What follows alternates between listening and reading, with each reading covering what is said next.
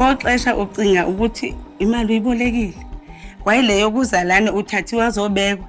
Sekumele manje ubuyele emuva ubuyela ngane emuva. Hayi sihlale lapha ya, sihlale kwaze kwabalethi kwabethu 3. Hayi sathi ekhaya ngcono sihambe kuzoba mnyama. Sihlele la. Sibuyele emathekisini sibhadalelana imali saye emakhaya. Masifika eLokhuzeni sibuya ngakusasa the following day. Masithi sabheka le yanto obuyibona ngezolo ukuthi kube nabantu abamile abakubuza ukuthi wena uyakuphi wena yakuphi ayisekho.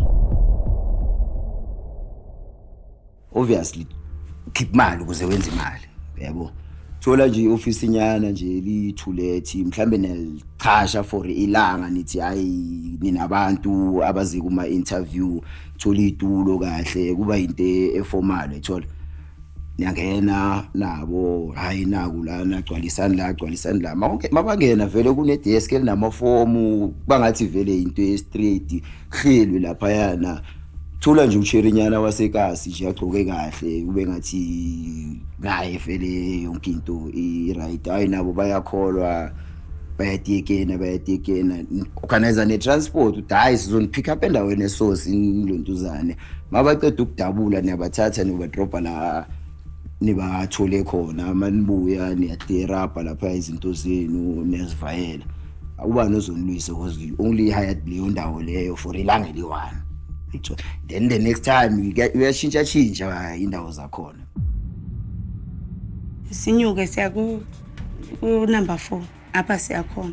Mesifika izitulo lezi behleli kuzo ngalela ngezolo. Akuna izitulo. Kunosisi oyi1 ohlele kwicomputer naye ekoneni. Sisi sifuna ubani. Loba abantu bathuthele mos. Abekho la. Sisi bathuthele kwephi? Ilokhuza. Hayi angazi mina ukuthi bathuthele kephi.